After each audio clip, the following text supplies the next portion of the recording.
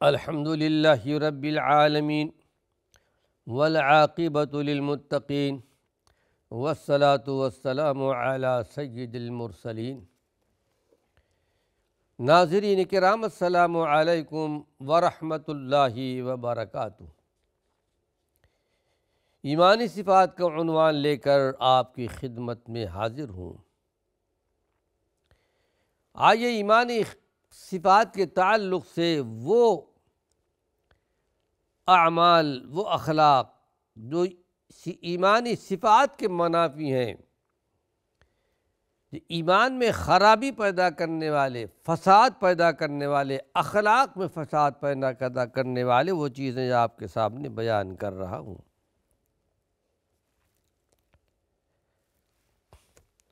جیسا کہ اس سے پہلے میں نے عرض کیا تھا، جھوٹ اور ایمان دونوں ایک مقام پر جمع نہیں ہو سکتے۔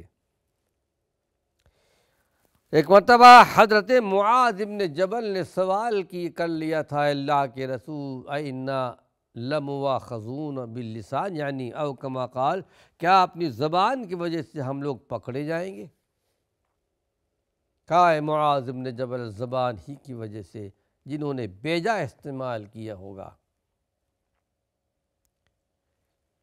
زبان کی وجہ سے جن کے اخلاق میں، ایمان میں خرابی آئی ہوگی، اعمال میں، زبان کی وجہ سے جہنم میں منہ کے بل گھسیٹ کر ڈالے جائیں گے۔ یہ کتنا بڑا فساد ہے زبان کا، زبان کی حفاظت۔ پھر یہی نہیں، آپ نے ارشاد فرمایا، مَن یضمن لی ما بین لحییہ وما بین رجلیہ اضمن لہ الجنہ۔ آپ نے ارشاد فرمایا کہ جو آدمی مجھے ضمانت دے، اپنے داڑھی کے بیچ یعنی زبان کی حفاظت کر لے، اپنی عزت کی حفاظت کر لے، میں اس کے لیے جنت کی ضمانت دیتا ہوں۔ ظاہر ہے کہ جو اپنے زبان کی حفاظت کرے گا، اپنی عزت کی حفاظت کرے گا، یقیناً نیک ہوگا، اور نیک لوگوں کے لیے اللہ کے پیارے پیغمبر نے ضمانت کا وعدہ لے لیا۔ اللہ سے دعا ہے پروردگار عالم یہ اچھے صفات مردوں میں، عورتوں میں ہمیں پیدا فرمائے۔ آج ایمان و اسلام میں خرابی پیدا کرنے والی چیزیں کون ہیں؟ کچھ اور چیزیں آپ کے سامنے پیش کر رہا ہوں۔ ایک حدیث حضرت ابو ہریرہ رضی اللہ عنہ کی، بڑے مشہور مقدس صحابی تھے، یمن کے رہنے والے تھے، ہجرت کے بعد مدینہ منورہ میں آ کر کے آپ سے ملے تھے۔ غالباً ابو موسیٰ اشعری کے خاندان کے ہیں، وہ بھی یمن کے تھے۔ اس زمانے میں یمن سے بہت سے لوگ آئے تھے ہجرت کرتے ہوئے مدینہ منورہ، اور آپ پر اسلام لے آئے۔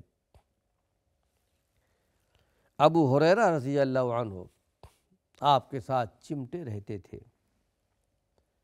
زیادہ آپ کے ساتھ رہتے۔ مسجد نبوی کے اندر کوئی بات آپ بیان کر دیں، مجھ سے رہ جائے، آپ کی حدیث کو سننے کے لیے، آپ کی باتوں کو سننے کے لیے ہمیشہ آپ کے ساتھ رہا کرتے تھے۔ یہی وجہ ہے کہ تقریباً کہتے ہیں 6000 کتنے احادیث آپ سے مروی ہیں بخاری، یعنی بخاری صحیح ستہ کے اندر۔ عن ابی ہریرہ، اللہ نے بڑا درجہ دیا تھا ان کو۔ وہ روایت کرتے ہیں کہ ان رسول، حدیثیں پوری پڑھ کے سناتا ہوں آپ کو، یہ حدیث بخاری کے اندر بھی ہے اور مسلم کے اندر بھی ہے، کہ ان رسول اللہ صلی اللہ علیہ وسلم قال لا یزنی الزانی حین یزنی وہو مؤمن ولا یسرق السارق حین یسرق وہو مؤمن ولا یشرب الخمر حین یشربها وہو مؤمن ولا ينتهب نہبة يرفع الناس إليه فيها أبصارهم حين ينتهبها وهو مؤمن ولا يغل أحدكم حين يغل وهو مؤمن فإياكم وإياكم۔ روایت کرتے ہیں ابو ہریرہ رضی اللہ عنہ کہ اللہ کے پیارے پیغمبر نے ارشاد فرمایا کہ جب زانی زنا کرتا ہے اس وقت وہ مومن نہیں ہوتا، چوری کرنے والا جب چوری کرتا ہے اس وقت وہ مومن نہیں ہوتا، شراب پینے والا جب شراب پیتا ہے اس وقت وہ مومن نہیں ہوتا، اور جب کوئی آدمی ڈاکہ ڈالتا ہے، چوری کرتا ہے، اور ایسا کہ لوگ دیکھ بھی رہے ہیں کہ آدمی ڈاکہ ڈال رہا ہے، بڑی جسارت کے ساتھ وہ ڈاکہ ڈال رہا ہے، چوری کر رہا ہے، اس وقت وہ مومن نہیں ہوتا۔ اور جب کہ کوئی آدمی کوئی خیانت کرتا ہے، خیانت کرتے وقت وہ مومن نہیں ہوتا۔ فَإِيَّاكُمْ وَإِيَّاكُمْ، آپ نے ارشاد میں کہ لوگوں اپنے آپ کو بچاؤ، اپنے آپ کو بچاؤ ان تمام بیماریوں سے۔ چند برائیاں، اخلاقی برائیاں یہاں پر بیان کی گئی ہیں، دینی برائیاں۔ یہ بخاری مسلم کی روایت ہے، لیکن بخاری مسلم کی جو روایت ابھی آپ کے سامنے پیش کی گئی ابو ہریرہ رضی اللہ عنہ کی ہے، لیکن یہی روایت بخاری مسلم کے اندر عبداللہ بن عباس رضی اللہ عنہ سے بھی مروی ہے، لیکن اس میں زنا، چوری، شراب نوشی، لوٹ مار اور خیانت کے علاوہ جو اس حدیث کے اندر جو بھی بیان کی گئی، اس کے علاوہ قتل ناحق کا بھی ذکر ہے۔ یعنی اس کے الفاظ ہیں کہ وَلَا يَقْتُلُ حِينَ يَقْتُلُ وَهُوَ مُؤْمِنٌ، جس وقت کوئی کسی کو قتل کرتا ہے، قتل کرنے والا وہ مومن نہیں ہوتا۔ اس کی تشریح بیان کرتا چلوں۔ ناظرین کرام، اس کا مفہوم، اس کا مطلب یہ ہے کہ زنا ہے، بہت بڑا گناہ ہے۔ قرآن کے اندر تو اللہ نے بتا دیا ہے کہ وَسَاءَ سَبِيلًا، یہ بہت برا راستہ ہے۔ ساء عربی زبان میں کہتے ہیں، ساء اور بئس عربی زبان میں آتا ہے، یہ ذم کے لیے، برائی کے لیے، اور قرآن حکیم میں دونوں لفظ استعمال کیے گئے، ساء بھی آتا ہے اور بئس بھی آتا ہے۔ وَبِئْسَ الْمَصِيرُ، کتنا برا ٹھکانہ ہے۔ وَسَاءَ سَبِيلًا، کتنا برا راستہ ہے۔ نعمہ اور حبذا عربی زبان میں آتی ہیں یہ تعریف کے لیے، کتنا اچھا ہے۔ زنا کے لیے اللہ نے یہ برا لفظ استعمال کیا، وَسَاءَ سَبِيلًا، کتنا برا راستہ ہے کہ دیکھنا زنا کے قریب بھی نہیں جانا۔ وَلَا تَقْرَبُوا الزِّنَا إِنَّهُ كَانَ فَاحِشًا، زنا کے قریب بھی نہیں جانا، بہت بڑی برائی ہے، بے حیائی کی بات ہے، بہت برا راستہ ہے۔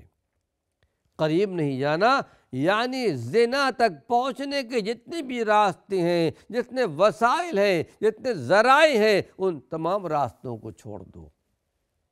تو اس کا مفہوم بنتا ہے چوری کرنا، چوروں کو ہاتھ کاٹنے کا حکم ہے۔ السارق والسارق والسارقۃ فاقطعوا ایدیہما جزاء بما کسبا، دونوں کے ہاتھ کاٹ لو، بہت بڑا گناہ ہے۔ شراب نوشی جس کو اللہ نے حرام کر دیا ہے، اور پھر حدیث شریف میں آتا ہے یراح ریح الجنت من مسیرت 500 عام، جنت کی خوشبو 500 برس کی مسافت سے آتی ہے۔ ایک تیز رو گھوڑا چلے، اور اس زمانے میں یہ ایروپلین نہیں تھے، یہ سواریاں نہیں تھیں، ایک تیز رفتار گھوڑا چلے، 500 سال تک چلتا رہے، کتنے دور تک پہنچے گا؟ یہ اتنی دوری سے جنت کی خوشبو آتی ہے، لیکن اللہ آپ نے ارشاد فرمایا لا یجد ریحہا، جنت کی خوشبو 3 قسم کے لوگ نہیں پائیں گے۔ منان بعملی، کسی کے ساتھ کچھ احسان کرتا ہے، جتا دیتا ہے کہ میاں ذرا یاد تو کرو فلاں زمانے میں ہم نے تمہارے ساتھ یہ نیکی کیا تھا، احسان کیا تھا۔ منان اللہ کی صفت ہے، جنت کی خوشبو نہیں پائے گا۔ عاق لوالدیہ، ماں باپ کا نافرمان ہو، جنت کی خوشبو نہیں پائے گا، یہاں تک کہ اپنے ماں باپ کو راضی نہ کر لے۔ وَمُدْمِنُ الْخَمْرُ، ہمیشہ کا یہ اصل مقصد تھا حدیث بیان کرنے کا، مدمن الخمر، شراب کا پینے والا، یہاں تک کہ وہ توبہ نہ کر لے۔ اور قتل و غارت گری ہے، خیانت ہے، حقیقت میں یہ سب حرکتیں ایمان کے قطعاً منافی ہیں، اور جس وقت یہ حرکتیں ہوتی ہیں اس وقت وہ مومن نہیں ہوتا، ایمان اس وقت اس کا نکل جاتا ہے، اس وقت مومن نہیں ہوتا۔ لیکن اس کا یہ مطلب بھی نہیں ہے کہ وہ اسلام کے دائرے سے بالکل نکل کر کافروں میں شامل ہو جائے۔ امام بخاری رحمۃ اللہ علیہ نے بخاری شریف میں خود اس کی وضاحت کی ہے، کہتے ہیں لا یکون ھذا مؤمنا تاما، جس وقت ان گناہوں کا کرنے والا گناہ کر رہا ہوتا ہے اس وقت وہ پورا مومن نہیں ہوتا۔ ولا یکون لہ نور الایمان، اور جس وقت یہ گناہ کر رہا ہوتا ہے اس وقت اس کے دل میں نور نہیں ہوتا، اور ایک حدیث میں آتا ہے اس وقت اس کا ایمان ایک سائے کی طرح اس کو سر کے اوپر رہتا ہے، ایمان نکل جاتا ہے۔ ہاں، گناہ کرنے کے بعد اس کا ایمان پھر اس کے اندر آتا ہے، لیکن گناہ اپنے بہرحال برقرار رہتا ہے۔ اللہ سے دعا ہے کہ پروردگار عالم ہم سب کو ان تمام بیماریوں سے، فسادوں سے، جو ہمارے اخلاق کو خراب کرنے والے ہوں، ہمارے دین کو خراب کرنے والے ہوں، اعمال کو خراب کرنے والے ہوں، اللہ اس سے محفوظ اور مامون رکھے۔ یہ سمجھنا چاہیے ناظرین کرام کہ ایمان دل کی جس کیفیت کا نام ہے، اگر وہ ایمان جاندار ہو، اگر وہ ایمان زندہ اور بیدار ہو اور دل اس کے نور سے روشن ہو تو آدمی ہرگز ان گناہوں کی طرف، بد اخلاقیوں کی طرف کبھی نہیں جائے گا۔ ہاں، اس سے پہلے بھی میں نے کہا تھا اور ابھی بھی اس کی وضاحت کر دوں کہ جن احادیث کے اندر یہ بات آتی ہے کہ لا ایمان، اس کے پاس کوئی ایمان نہیں ہے، لا یومن، وہ مومن نہیں ہے، اس کا مطلب یہ نہیں کہ وہ دائرہ اسلام سے خارج ہوتا ہے، اب اسلام کے بجائے کفر کے حکام جاری ہوں گے۔ اس کا مطلب یہ ہوتا ہے کہ آدمی حقیقی ایمان سے محروم ہے اور بد نصیب ہے، اور مسلمانوں کی اصلی شان یہ ہے کہ وہ ان تمام چیزوں سے محفوظ اور مامون رکھتا ہے۔